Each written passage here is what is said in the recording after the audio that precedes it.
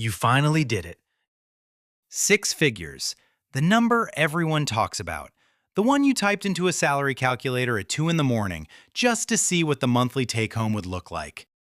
$100,000 a year. Here's what that actually is after taxes.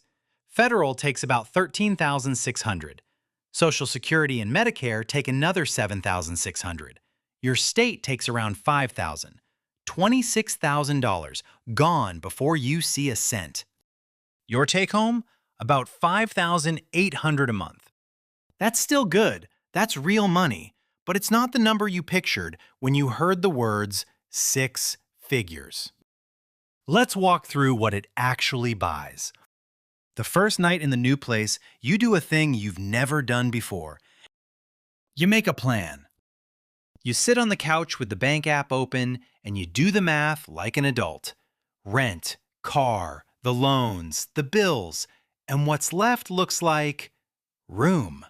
Real room. You figure if you just put away $1,000 a month, just the $1,000, that's $12,000 a year.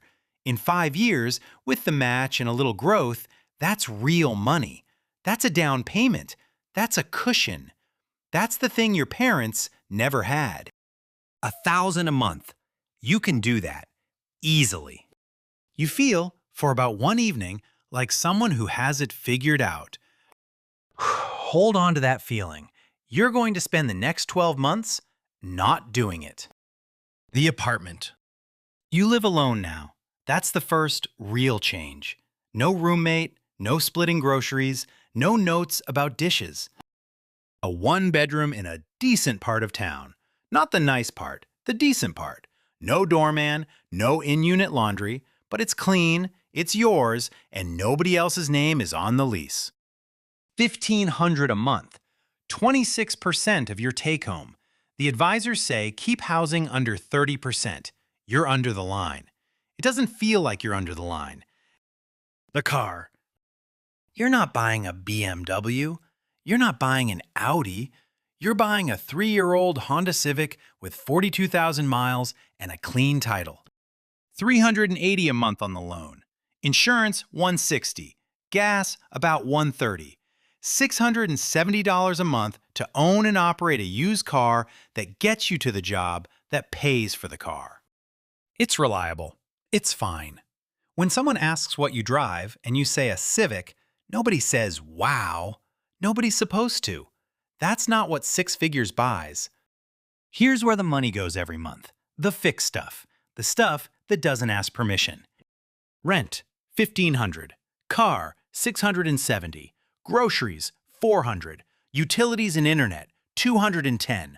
Phone, $55. Health insurance, your share, $160. Student loans, $320. And you still owe $35,000 on the balance. Subscriptions, $130. Renter's insurance, $18. $3,460. Take-home was $5,800, which leaves you $2,340 every month after everything required. $2,300. That's the $1,000 you promised yourself plus $1,300 more for a life. This is the part where it should be easy. It is not easy.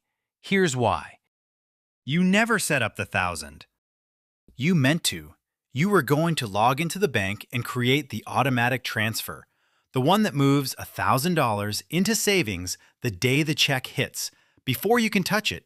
You know that's how it's supposed to work. Every video you've ever watched said, pay yourself first. But setting it up meant deciding how much and which account and whether you'd still have enough for the month. And you weren't sure, so you figured you just save whatever's left. At the end of the month, whatever survives. Whatever's left. The 3 most dangerous words in your entire financial life. Because here's what happens to whatever's left. Nothing is ever left. The 401k is the one thing you got right, and you got it right by accident. Day 2 on the job, the HR portal made you pick a number before it would let you continue. You picked 6% because it sounded responsible. 6% of $100,000 is $500 a month, pulled from your check before you ever see it. The company matches 4% on top. That's another $333. Free money. So $833 a month is going into retirement. Real money. Building. And the only reason it's building is that you never touch it. You never see it. It vanishes before it hits your account, so you can't spend it. You didn't budget your way into that discipline. The form forced it on you on day 2, and you've been quietly winning ever since without noticing. Remember that. It matters at the end. Now watch where the other $2,300 goes. Week 1. You've got the whole month ahead of you, so you don't think about it. Dinner out twice, that's $100. Drinks with friends on Friday, $40. The grocery run where you grab the good stuff because you can now, extra $30. Week 2. A jacket you needed, kind of. New running shoes. The thing on your wish list that went on sale, and saving 40% felt like making money. $280, gone, and none of it felt like spending. Week 3. More takeout because work was hard and you have the money and you don't have the energy. A friend's birthday dinner. Your share was $60. The streaming service you added for one show. You're not tracking any of this. There's no reason to. Every single purchase is reasonable. Every single one. Month 5. The car. It makes a sound it shouldn't make. The mechanic says $1,900. Here's the moment. Here's where the plan dies and you find out you never had one. If you'd been moving $1,000 a month into savings since day 1, like you promised on the couch that first night, you'd have $5,000 sitting there. The $1,900 would hurt, but it'd be fine. You'd pay it and move on. But you didn't save $1,000 a month. You saved whatever was left. And whatever was left was a few hundred here, nothing there, one good month of $800. You've got maybe $1,600 in savings, 5 months into a 6-figure salary. $1,600 against a $1,900 repair. You put the difference on the credit card, the card you were never going to carry a balance on. You're carrying a balance on it now. This is the part nobody tells you about 6 figures. It was never that you couldn't save the $1,000. The money was right there, $2,300 a month, every month, more than enough. It's that you didn't make it automatic, so it competed. Every month, the $1,000 of savings had to win a fight against a dinner, a jacket, a trip, a reasonable little upgrade. And savings is quiet. The dinner is right now. The jacket is right now. The future doesn't text you. So the future lost. Every single month, the future lost by a little. You protected the fun before you protected the plan. Not because you're irresponsible, because the fun was loud and the plan was silent, and you never put the plan somewhere you couldn't reach it. So you readjust. After the car, you get serious. For real this time. You finally open a Roth IRA. You're allowed $7,000 a year, about $580 a month. You set it up to put in $300. Some months, $300 happens. Some months, it's $100. Some months, after the credit card payment, it's $0. The account exists now, it's just uneven, like everything you don't automate. You start actually watching the account, and watching it, you see the leaks for the first time, the subscriptions you forgot, the streaming you added for one show, the app you used twice, the cloud storage.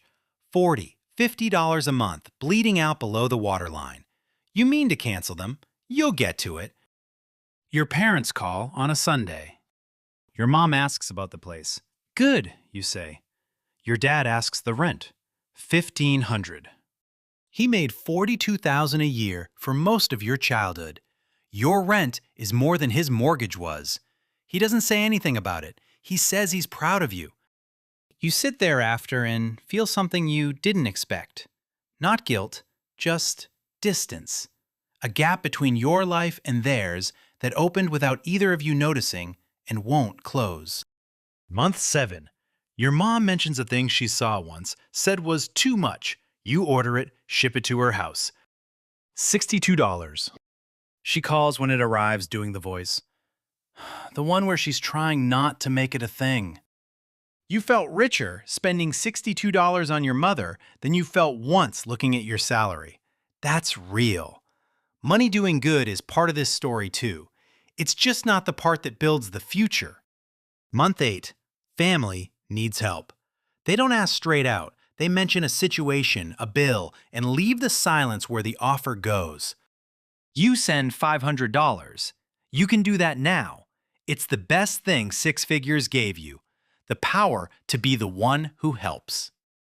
But $500 was supposed to be the month's savings.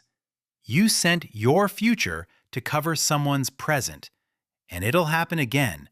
Money doesn't just buy things, it buys expectations. And expectations compound faster than your Roth. Month 12. You finally added up, not the income, the savings, the thing you actually keep. Sit down for this one. 401k, about $11,000, including the match. Genuinely good. Building. Roth IRA, about $1,400. 3 real deposits all year and a lot of zeros. Emergency fund, rebuilt to $2,200 after the car, right back where it started in March. Ran in place for 9 months. Down payment fund, the thing the whole plan was for. $0. It never even started. It was always going to begin next month, after the emergency fund, after the card, after the Roth, and next month never came. Credit card, finally paid off, in month 11. Student loans, $33,000, down from $35,000, crawling. Here's the gut punch. You make $100,000 a year. You had $2,300 of margin every single month. Over 12 months, that's $27,000 that came in after all your bills were paid. $27,000 passed through your hands this year with nothing required of it. And the only money you have to show for it is the $11,000 in the 401k, the one account you were never allowed to touch. Everything you left up to your own willpower leaked. Everything the system protected from you grew. You didn't have a money problem. You had $27,000. You had a plan problem. You set a goal on a couch the first night, and you never once made it automatic. So it lost a quiet fight every single month for a year. That's the real lesson of Six Figures. The salary was never going to save you. A salary doesn't save anybody. The number going up just raises the stakes of the same fight you were already losing at $50,000, the fight between the future and right now. If you'd automated the $1,000 on night 1, pulled it out before you could feel it, the way the 401k pulls its share, you'd be sitting on $12,000 in savings, a real emergency fund. The down payment actually started. Same salary, same life, same dinners and jacket and trip. The only difference would have been a transfer you set up once and forgot. You can still do it. You can set it up tonight. It takes 4 minutes. You probably won't do it tonight. The deposit hits on a Friday, $5,800. You look at the number. You think, this month I'll actually save the $1,000. You've said that 12 times now. The money was always enough. You were just waiting to feel disciplined instead of building something that didn't need you to be. Six Figures didn't fail you. You just never made the plan automatic. And the plan was the only thing that was ever going to work.